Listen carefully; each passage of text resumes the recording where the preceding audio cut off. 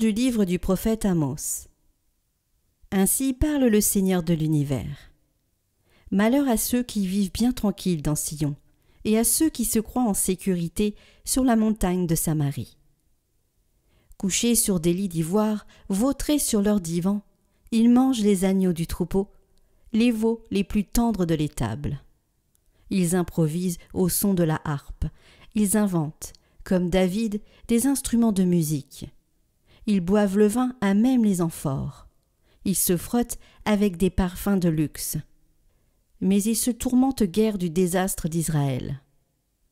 C'est pourquoi maintenant, ils vont être déportés.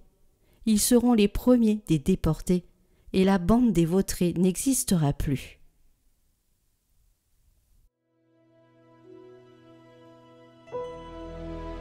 Chante, ô mon âme, la louange du Seigneur.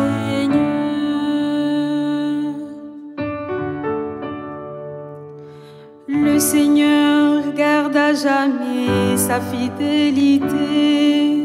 Il fait justice aux opprimés, aux affamés, il donne le pain. Le Seigneur délie les enchaînés. Le Seigneur ouvre les yeux des aveugles. Le Seigneur redresse les accablés. Le Seigneur aime les justes. Le Seigneur protège l'étranger. Il soutient la veuve et l'orphelin. Il égare les pas du méchant. D'âge en âge, le Seigneur régnera. Ton Dieu au Sion pour toujours.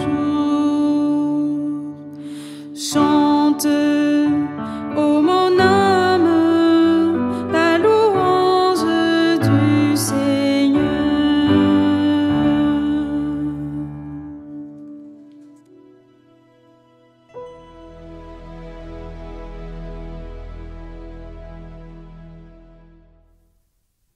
Lecture de la première lettre de saint Paul apôtre à Timothée. Toi, homme de Dieu, recherche la justice, la piété, la foi, la charité, la persévérance et la douceur. Mène le bon combat, celui de la foi. Empare-toi de la vie éternelle. C'est à elle que tu as été appelé. C'est pour elle que tu as prononcé ta belle profession de foi devant de nombreux témoins. Et maintenant, en présence de Dieu qui donne vie à tous les êtres, et en présence du Christ Jésus, qui a témoigné devant Ponce Pilate par une belle affirmation, voici ce que je t'ordonne. Garde le commandement du Seigneur, en demeurant sans tache, irréprochable, jusqu'à la manifestation de notre Seigneur Jésus-Christ. Celui qui le fera paraître au temps fixé, c'est Dieu, souverain unique et bienheureux, Roi des rois et Seigneur des seigneurs. Lui seul possède l'immortalité, habite une lumière inaccessible. Aucun homme ne l'a jamais vu et nul ne peut le voir. À lui, honneur et puissance éternelle. Amen.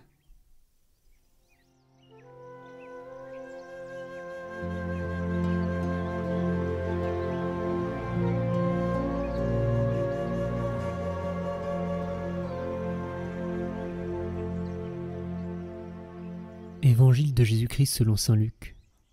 En ce temps-là, Jésus disait aux pharisiens : Il y avait un homme riche, vêtu de pourpre et de lin fin, qui faisait chaque jour des festins somptueux. Devant son portail gisait un pauvre nommé Lazare, qui était couvert d'ulcères. Il aurait bien voulu se rassasier de ce qui tombait de la table du riche, mais les chiens, eux, venaient lécher ses ulcères. Or le pauvre mourut, et les anges l'emportèrent auprès d'Abraham. Le riche mourut aussi, et on l'enterra. Au séjour des morts, il était en proie à la torture. Levant les yeux, il vit Abraham de loin, et Lazare tout près de lui. Alors il cria : « Père Abraham, prends pitié de moi, et envoie Lazare tremper le bout de son doigt dans l'eau pour me rafraîchir la langue, car je souffre terriblement dans cette fournaise. » Mon enfant, répondit Abraham, rappelle-toi, tu as reçu le bonheur pendant ta vie, et Lazare le malheur pendant la sienne. Maintenant, lui, il trouve ici la consolation, et toi, la souffrance. Et en plus de tout cela, un grand abîme a été établi entre vous et nous, pour que ceux qui voudraient passer vers nous ne le puissent pas, et que, de là-bas non plus, on ne traverse pas vers nous. Le riche répliqua, « Eh bien, Père, je te prie d'envoyer Lazare dans la maison de mon père. En effet, j'ai 5 frères, qu'il leur porte son témoignage, de peur qu'eux aussi ne viennent dans ce lieu de torture. » Abraham lui dit, « Ils ont Moïse et les prophètes, qu'ils les écoutent. »« Non, père Abraham, dit-il, mais si quelqu'un de chez les morts vient les trouver, ils se convertiront. » Abraham répondit, « S'ils n'écoutent pas Moïse ni les prophètes, quelqu'un pourrait bien ressusciter d'entre les morts, ils ne seront pas convaincus. »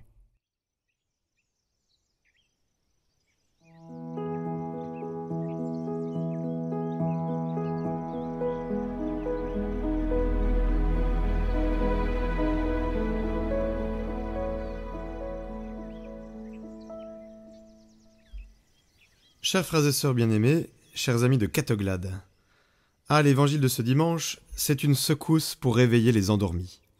Jésus nous parle aujourd'hui de ce qui nous attend tous, le jugement, la vie éternelle ou la séparation éternelle. Jésus nous tend un miroir, et ce que nous y voyons, ce n'est pas le visage d'un autre, c'est bien le nôtre. Imaginons la scène de notre mort.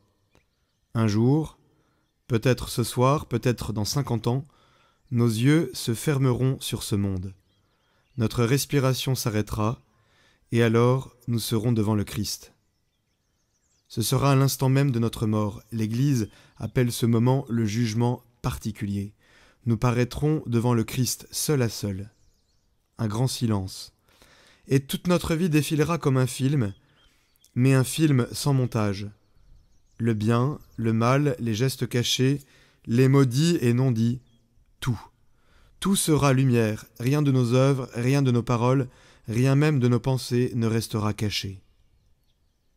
Et là, chers amis, il n'y aura plus d'excuses, plus de faux semblants, plus de « je n'ai pas eu le temps », seulement la vérité lumineuse, brûlante. Ce sera l'heure de vérité.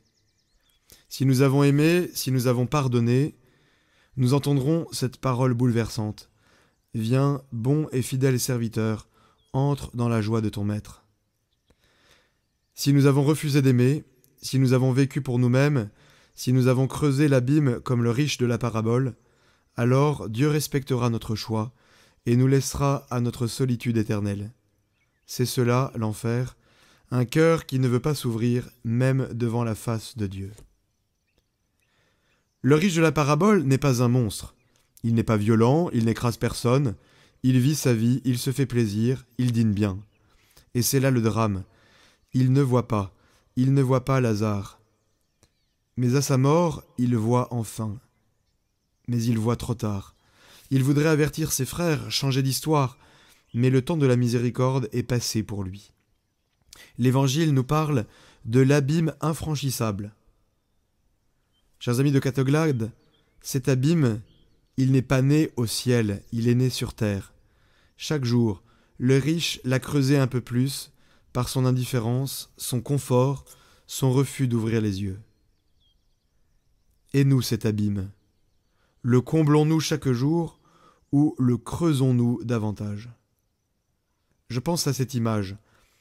Un homme disait un jour, « La vie est comme un long fil qu'on tisse. Chaque geste de charité, c'est un fil d'or. Chaque refus d'aimer, c'est un trou dans le tissu. Et quand vient la mort, Dieu nous montre le vêtement qu'on a fabriqué. Quel vêtement lui présentons-nous? Une tunique resplendissante ou un habit tout troué? Voilà la grande leçon de ce dimanche. Notre vie terrestre est le temps des choix qui pèsent pour l'éternité. Voilà aussi le cœur de cette parabole. La vie éternelle est réelle. Le ciel est réel, l'enfer est réel, l'un et l'autre sont l'aboutissement de nos choix.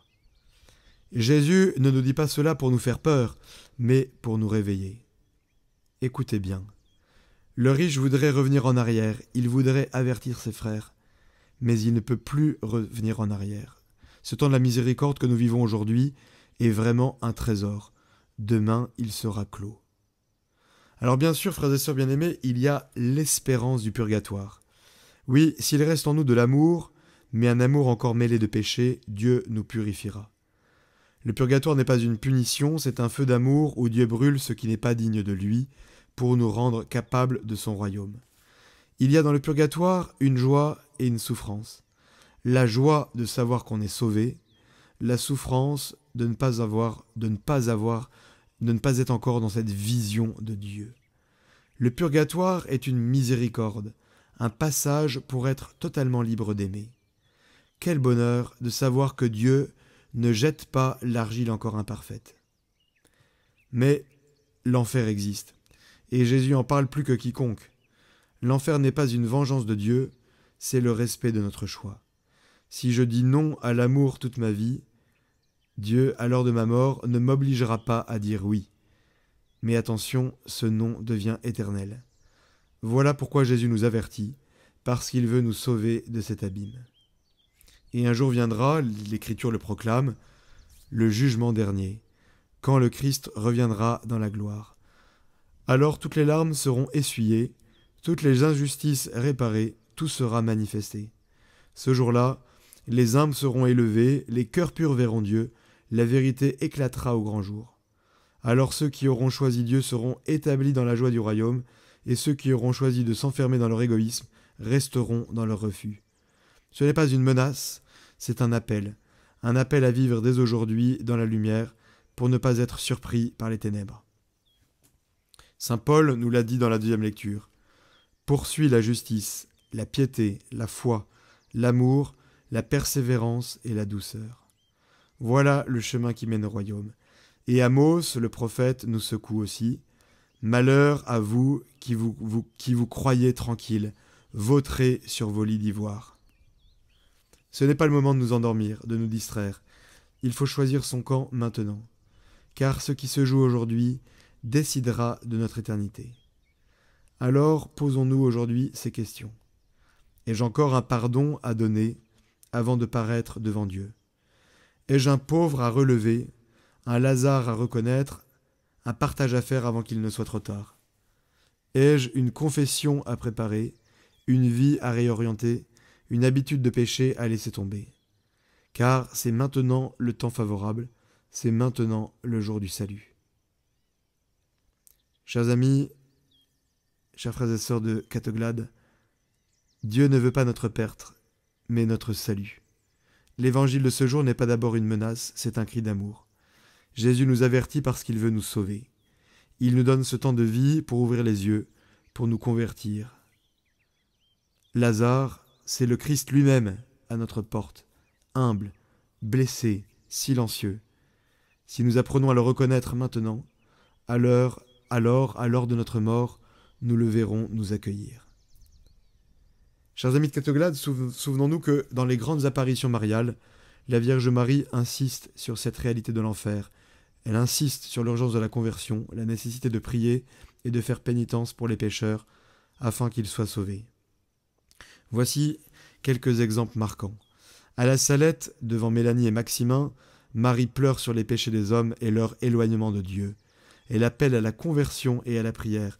Elle insiste sur la sanctification du dimanche et l'abandon du blasphème.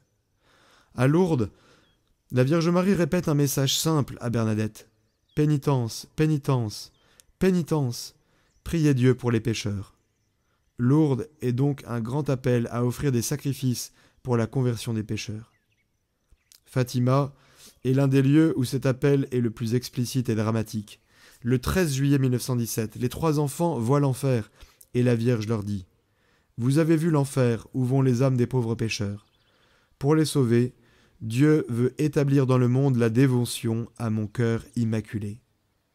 Sacrifiez-vous pour les pécheurs et dites souvent, surtout lorsque vous faites un sacrifice, « Ô Jésus, c'est pour votre amour, pour la conversion des pécheurs et en réparation des péchés commis contre le cœur immaculé de Marie.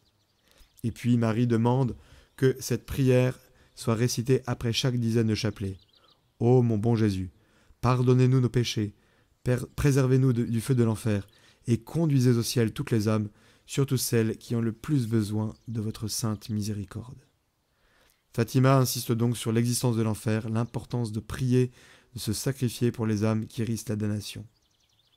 Enfin, à Kibeho, au Rwanda, l'apparition a été reconnue en 2001, Marie avertit « Convertissez-vous, repentez-vous, priez sans cesse ». Elle montre à certains voyants des visions d'âmes en perdition si le monde ne se tourne pas vers Dieu. Là, le message central est la prière fervente, la repentance, l'intercession pour ceux qui risquent de se perdre. Ainsi, dans presque toutes ces apparitions, la Vierge Marie rappelle la réalité du péché et du danger de la damnation éternelle. Elle appelle à la conversion, à la pénitence, à la confession, et elle demande de prier pour les pécheurs. Alors, oui, chers amis, ce matin, posons-nous encore la question. Mon cœur est-il prêt à passer le seuil de l'éternité? Ma vie telle qu'elle est aujourd'hui, puis-je l'offrir au Seigneur sans honte? Ai-je besoin d'un pas de conversion? C'est aujourd'hui qu'il faut choisir, pas demain. Aujourd'hui, il y a encore du temps. Demain, nous ne savons pas. Frères et sœurs bien-aimés, ne nous comptons pas de bien vivre sur terre. Vivons déjà pour le ciel. Faisons de notre vie un chemin qui mène droit au Christ. Donnons, partageons, pardonnons. Car le seul bagage que nous emporterons, c'est l'amour que nous aurons semé. Alors, à l'heure de notre mort, nos yeux s'ouvriront non sur un abîme de solitude, mais sur le visage du Christ qui nous dira « Viens, entre dans la joie éternelle, celle que je t'ai préparée dès avant la fondation du monde. » Que la Sainte Eucharistie, que nous recevrons certainement ce dimanche, soit pour nous un réveil, qu'elle rallume en nous le feu de la charité, qu'elle ouvre nos mains et nos cœurs, qu'elle nous rende attentifs à chaque Lazare sur notre route. Ainsi, quand viendra l'heure, nous n'aurons pas peur. Le Christ lui-même viendra nous chercher et nous conduire dans la joie de son royaume. Bon dimanche, chers amis.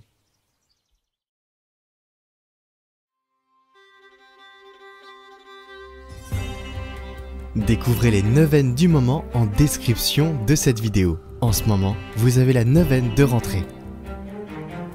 Et aussi la neuvaine à Saint-Michel-Archange et celle aux 3 archanges, mais aussi la neuvaine à Sainte-Thérèse de Lisieux, toujours en description.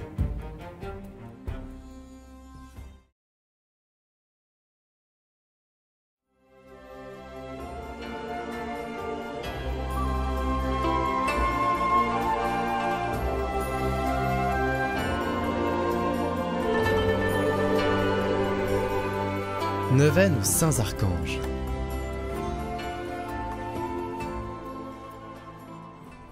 Au nom du Père, du Fils et du Saint-Esprit. Amen. Je confesse à Dieu Tout-Puissant, je reconnais devant mes frères que j'ai péché, en pensée, en parole, par action et par omission. Oui, j'ai vraiment péché. C'est pourquoi je supplie la Vierge Marie, les anges et tous les saints, et vous aussi mes frères, de prier pour moi le Seigneur notre Dieu. Que Dieu Tout-Puissant nous fasse miséricorde, qu'il nous pardonne nos péchés et nous conduise à la vie éternelle. Amen.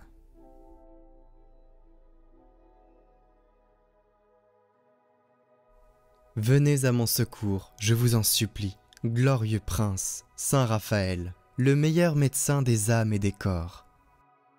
Ô vous qui avez guéri les yeux de Tobie, donnez à mes yeux la lumière physique et à mon âme la lumière spirituelle. Éloignez de moi toutes les ténèbres par vos célestes supplications. Saint Raphaël, guide charitable des voyageurs, vous qui par la vertu divine opérez des guérisons miraculeuses, daignez nous guider dans le pèlerinage de cette vie et guérir les maladies de nos âmes et celles de nos corps. Ainsi soit-il.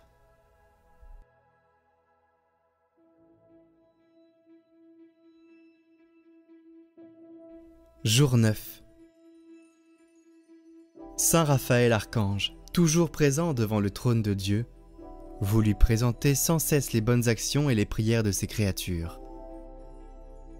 Obtenez-moi de marcher en la sainte présence de mon Seigneur, de plaider auprès de lui la cause des pécheurs et de pratiquer en toutes choses la charité envers le prochain.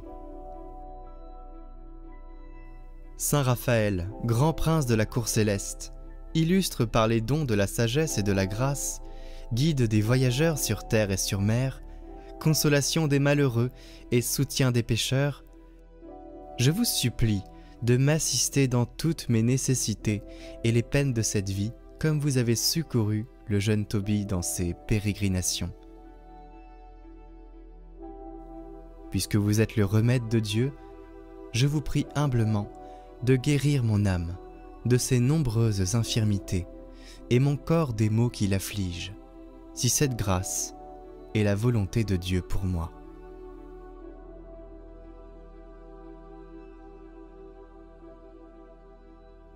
Seigneur, nous te confions nos intentions.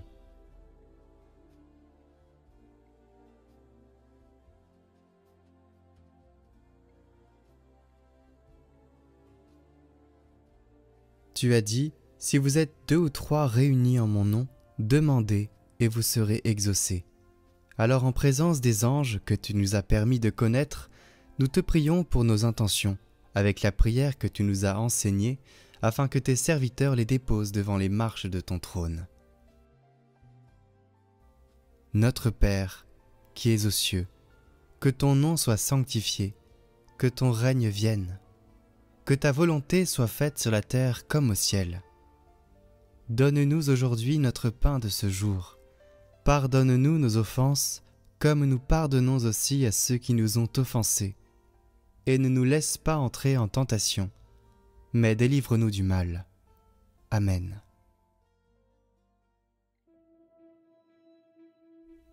Glorieux Saint Michel, prince de la milice céleste, protecteur de l'Église universelle, défendez-nous contre tous nos ennemis visibles et invisibles, et ne permettez pas que nous tombions jamais sous leur cruelle tyrannie.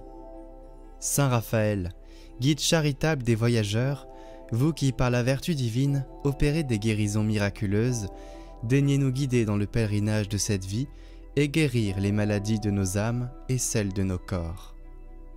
Saint Gabriel, vous qui êtes appelé à juste titre la force de Dieu, puisque vous avez été choisi pour annoncer à Marie le mystère où le Tout-Puissant a déployé la force de son bras, faites-nous connaître les trésors renfermés dans la personne du Fils de Dieu et soyez notre protecteur auprès de son auguste mère. Saint Michel Archange, priez pour nous. Saint Raphaël Archange, priez pour nous. Saint Gabriel Archange, priez pour nous.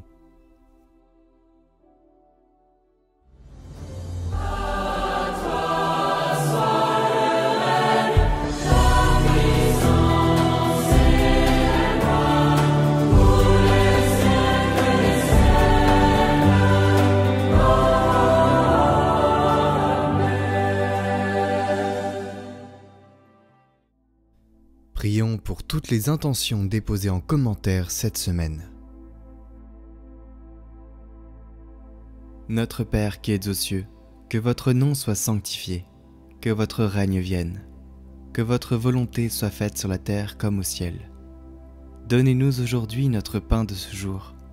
Pardonnez-nous nos offenses, comme nous pardonnons aussi à ceux qui nous ont offensés. Et ne nous laissez pas entrer en tentation, mais délivrez-nous du mal. Amen. Je vous salue Marie, pleine de grâce, le Seigneur est avec vous. Vous êtes bénie entre toutes les femmes, et Jésus, le fruit de vos entrailles, est béni. Sainte Marie, Mère de Dieu, priez pour nous, pauvres pécheurs, maintenant et à l'heure de notre mort. Amen. Gloire au Père et au Fils et au Saint-Esprit, comme il était au commencement, maintenant et pour les siècles des siècles. Amen.